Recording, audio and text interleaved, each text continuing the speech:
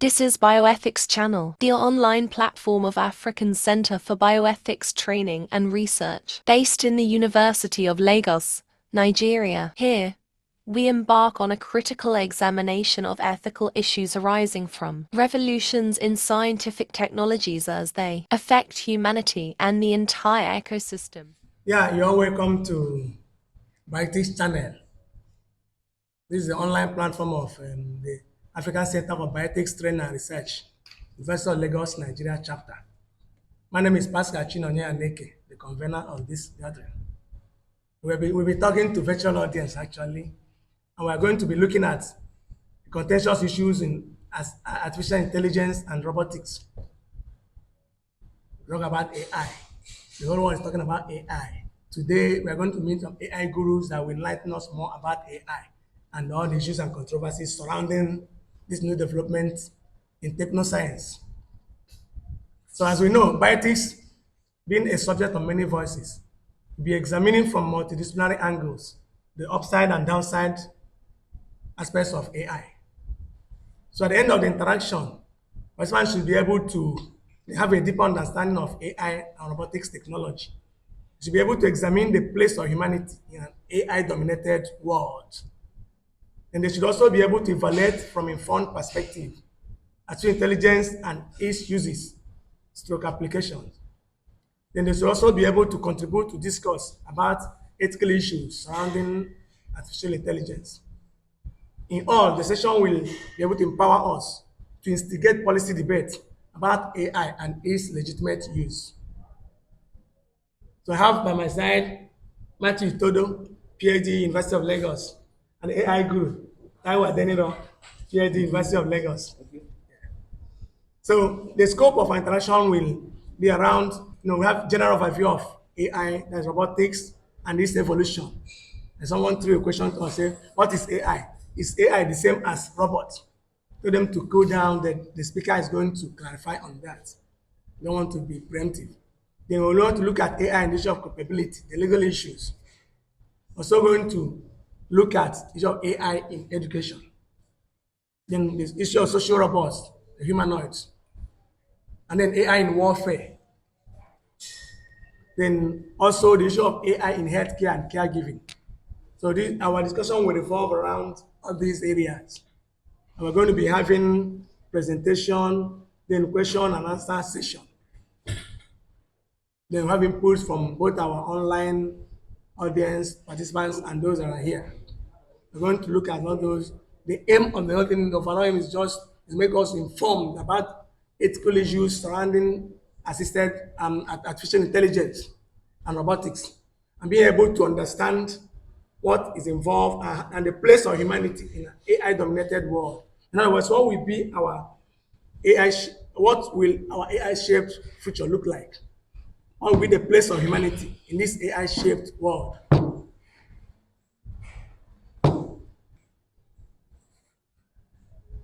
So let me now hand over to the lead speaker for the day, Dr.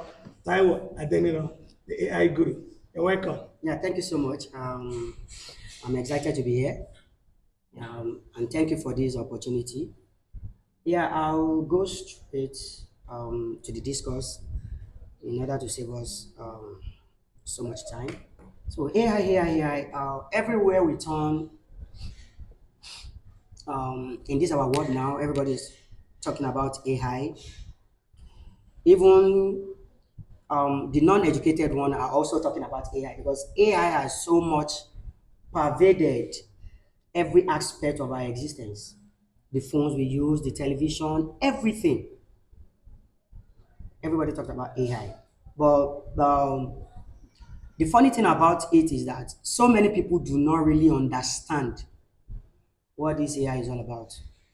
And people have been talking about AI decimating humanity, I mean, replacing human and having the world of their own and all those things. Yes, as it were, those assertions are true, but in this discourse, we're going to throw more light on it and make us understand it better the way everything is. So I'm going to start by just taking us through what is actually meant by AI. What is AI? AI is just the acronym for artificial intelligence. Look at it. We say artificial intelligence. Two words are being brought together. That is artificial and what? Intelligence. So intelligence we are talking about here is not an intelligence that is natural. It's an intelligence that is human what? Creation. Meaning some people are trying to create intelligence as opposed to that of what? Human. And why are they even creating this intelligence? Different reasons have been given for its creation. They want this um, machine that will be carrying the intelligence to do what historically has been seen, how will I say, what historically human has been seen doing. I mean, trying to solve problem, trying to reason, trying to do all those things. So the question now is it possible, is it possible for human to create machine that will have the same level of intelligence with human?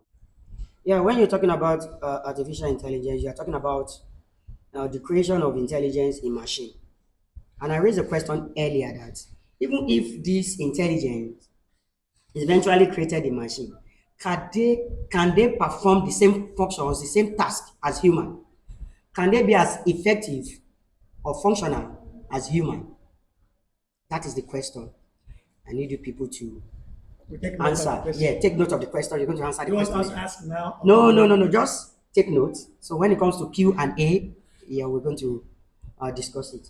So I said earlier that um, the whole thing boils down to scientists, technologists making effort to create what? Intelligence in machine. And I told you that people have given different reasons why they are coming up with this kind of invention.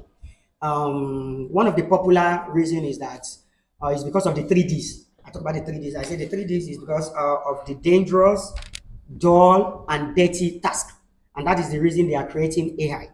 And I gave the example of dangerous task.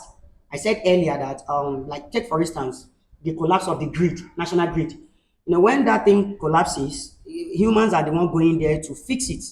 So in this situation now, we are looking at the way where machine can be created so that they can fix those problems, because those problems can be very, very dangerous. When I mean dangerous, it is very easy for somebody who is fixing it to get what? Electrocuted. But in a situation where you create a machine that can what's it called, solve that problem or take that task, uh, of course there won't be anything like electrocution again. And we talk about dirty what's it called, dirty task. Dirty task, of course, we give example of that. Dot task, like you can have a robot here now lecturing us for 30 days without getting tired. But when it comes to human, we get easily tired. The whole task become monotonous, because when you do something, a particular thing for too long, no matter how enjoyable that thing is, you get tired of it. But when it comes to machine, they have been programmed to what? To do that. So for as long as they are doing that thing, they don't really, because they don't have consciousness, they don't get tired. They keep doing that thing over and over and over. So in order for us not to digress, I want to come back to AI. What exactly is AI? I've said it. It's the replication of what? Human intelligence in what? In machine. That's what AI is. So in order for us to understand AI better, there are two types of AI.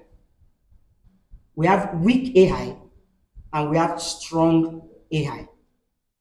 I said the weak AI are the ones that are performing just our day to day, like the ones we have in our phones. I talked about Netflix the other day, that they make use of Siri. Siri is what, when you make your payment and all those things, when you are looking for, like, they understand pattern. Like you are watching a particular movie now. Like, let's say you like a romantic movie. When you go to Netflix, all the movie they will be bringing to you will be romantic movie. Why? Because they know that is what you like. They've seen the pattern. You understand? So those are the kind of AI they use. Their own AI is not a complex AI, so to speak. And that is why they are labeled weak AI. Then we have the strong AI. The strong AI is where our focus will be today. The strong AI is the one everybody has been talking about. Scholars here and there have been looking for way I would like to build an ethical framework that will curb, if eventually such an AI exists, that will curb is what? Activity. Because the strong AI is, if not synonymous to human, but greater than human. I don't know if you understand what I mean. Because the strong AI, if eventually created, we not only do what human are doing, but we outperform human in so many areas. Attempt to Yes. replace humanity, right? What is it? Also replace humanity. Yes, I don't want to use the word replace now. Yeah, when we get there, I'm going Then to we use the will word. begin to question the place of humanity. Exactly, because I said to outperform human. Yes, outperforming human means replacing human. But I don't want to use the word now. Doing better than human. Doing better than human. And there have been examples here and there. You understand, to buttress this. Take for instance, there was a time a computer defeated the best chess player in the world, going by the name Kasparov. For those of us that play chess, the name should ring a bell. Gary Kasparov. Kasparov. Gary. Kasparov used to be the world best chess player.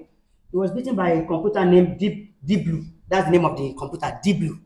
Deep Blue defeated him. Do you know what that means? To defeat the best chess player in the world. So no. So people have been seeing all those things, breakthrough here and there, computer defeating, what's it called, human in chess, in healthcare, in all those things. And they came to the conclusion that with the way this technology is going, there is a time, or there a time will come that human will completely be what? Replaced. So the question now is, can human be replaced by machine? Can human be replaced That's a big question. by machine? Can human be replaced by machine? Can human be replaced by machine?